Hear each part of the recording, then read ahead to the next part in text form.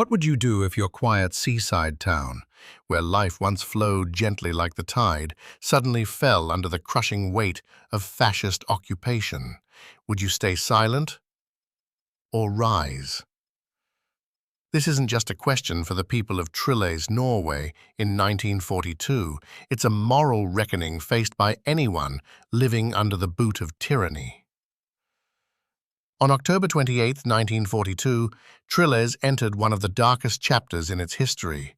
Beneath the iron heel of Nazi Germany, every home, every street, every glance became haunted by fear and suffocation. In a shadowy room, a secret meeting between German officers sets the tone. It's the attitude of the Norwegians toward our troops. Cold voices echo. Berlin is displeased. The people of Trles, though unarmed and outnumbered, resist, not with force, but with silence, with stares that burn and hearts that refuse to yield. Amid the darkness, sparks begin to glow. One name rises, Gunnar Brag, a fisherman, around 30, with a military past, a man with connections. The Nazis consider him dangerous, not because of any weapons, but because he represents something more threatening: defiance. Meanwhile, elsewhere in Trles, life carries on in quiet desperation. Karen, Gunnar, and others like them preserve flickers of freedom through whispered words, secret glances, and unshakable trust. They may have lost their liberty, but they held on to their dignity. But silence cannot last forever. The ground is trembling. Something is coming. Who are the faces behind resistance? Not soldiers in uniform, but fishermen, doctors, daughters, and pastors, the lifeblood of Trles. Gunnar Brag, a rugged fisherman with steady hands and a history of military service, quickly emerges as a silent leader, not because he sought power, but because others gravitated to his resolve.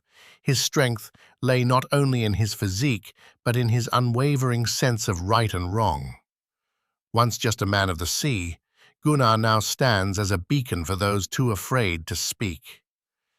Karen, quiet, watchful, fiercely intelligent, is more than a companion. She is a strategist. In a time when women were expected to bow their heads, Karen looked the enemy in the eye. Her voice, though calm, carries a sharpness that cuts through fear. And beside her stands Gunnar, the town's conscience, an older figure respected not just for his wisdom, but for the unwavering morality that anchors him in storms of doubt. These aren't just names. They are living metaphors of a society under siege. Each represents an aspect of the resistance: bravery, intellect, hope, and the burden of legacy. Life in Trles may appear mundane to outsiders. The rhythmic crash of waves, the distant call of seabirds, and the clatter of fish crates hide a seething unrest. Conversations in markets are coded. Eyes linger longer than necessary. Doors close quietly, but purposefully. Everything has meaning now. Under occupation, even daily rituals become defiance. The act of healing, once a neutral calling, now places doctors in peril as they tend to wounded partisans under cover of night. One such moment comes when a critically injured man arrives at Auster's farm. A doctor, torn between ethics and fear, mutters, "It is my duty to heal the sick."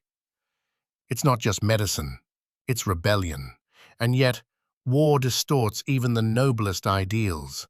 One father refuses to let his daughter aid the resistance. "She's all I have left," he whispers. It's not cowardice, it's love, raw, unfiltered, and desperate. In these quiet battles of the heart and spirit, Trles becomes more than a town. It becomes a crucible where every choice carries the weight of history. The tension that had simmered in whispers now erupts into action. Trles, long held in a chokehold of silence, is on the verge of rebellion. And all it takes is one wounded man and a message of hope. "Did you hear that? We're going to get arms from the British." These words ignite a spark. The injured man, barely conscious, brings not just pain but purpose. He speaks of an impending arms drop, weapons that could change everything. In an instant, the underground network hums with activity. Resistance, once passive, now sharpens into resolve. For over 2 years, Guna and others had endured the occupation without striking back. Their patience, once seen as strategy, now feels like submission. Guna's frustration boils over. More than 2 years now, of the Nazis, without striking a blow. The moment is ripe. Their backs are against the wall, but now, finally, they can push forward. Yet the glimmer of hope is met with grim news. The Nazis clamp down harder. Fishing will be forbidden. The cannery will be shut down. The town's economic lifeline is severed. Homes are raided. Public gatherings banned. The Germans sense unrest, and their response is swift and brutal. The town bleeds in silence. Johann's return, once a cause for joy, now stirs unease. Family reunions are marred by doubt. Who is still loyal? Who has been broken? Then comes the betrayal. A cache of weapons carefully hidden is discovered. Whispers of a traitor circulate. Trust, the currency of resistance, begins to devalue. The air grows thick with suspicion.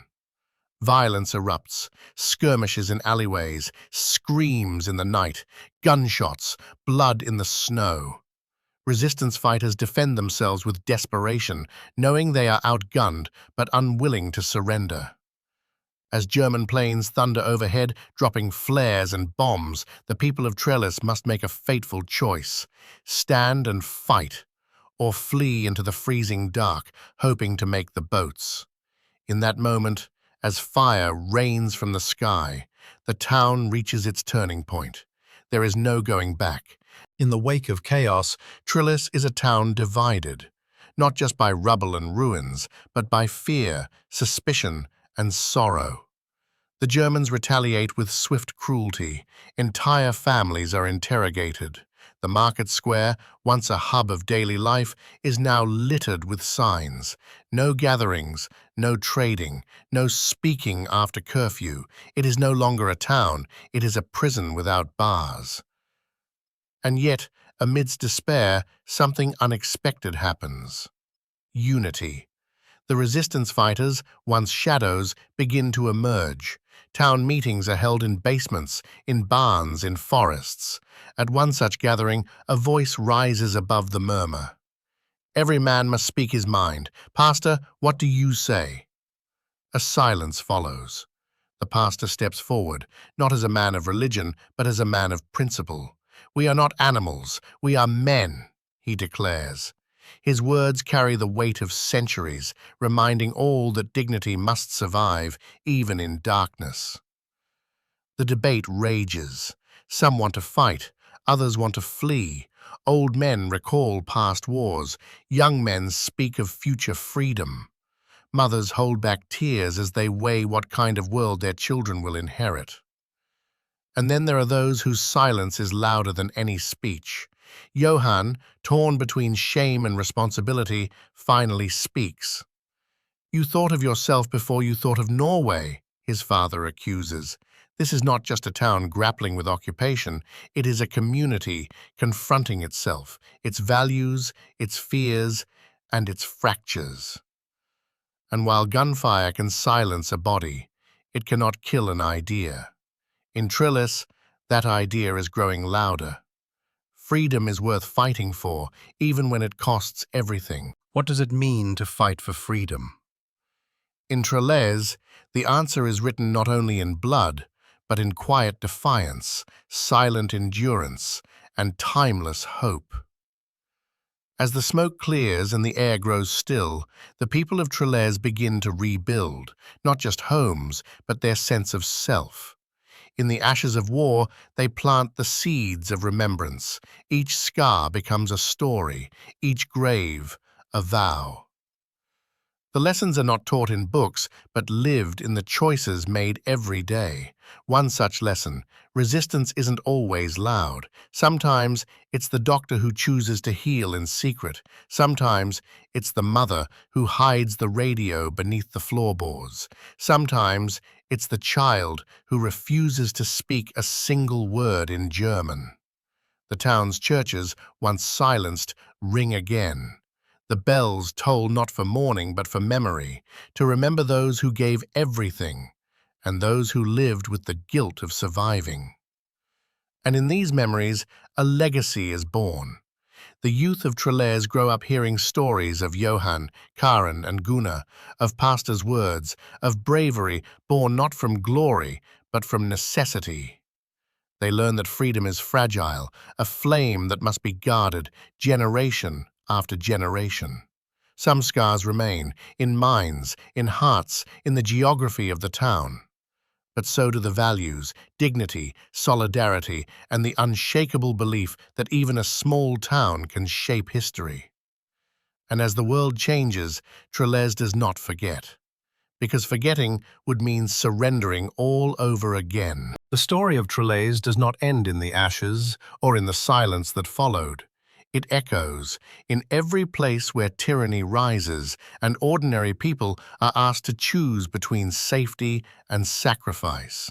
Today, as we scroll past headlines and hashtags, we might wonder, what would we have done in 1942? Would we have whispered in the dark or stood in the light?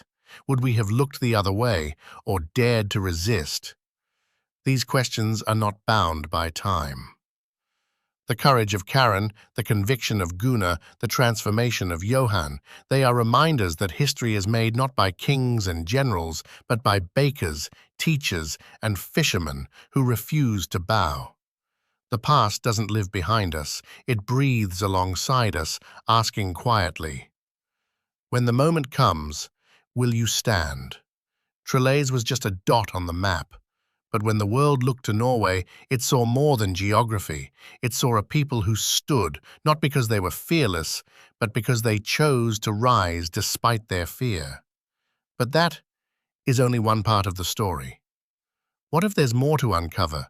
Secrets buried in the snow, decisions lost to history? But that's a question for another time.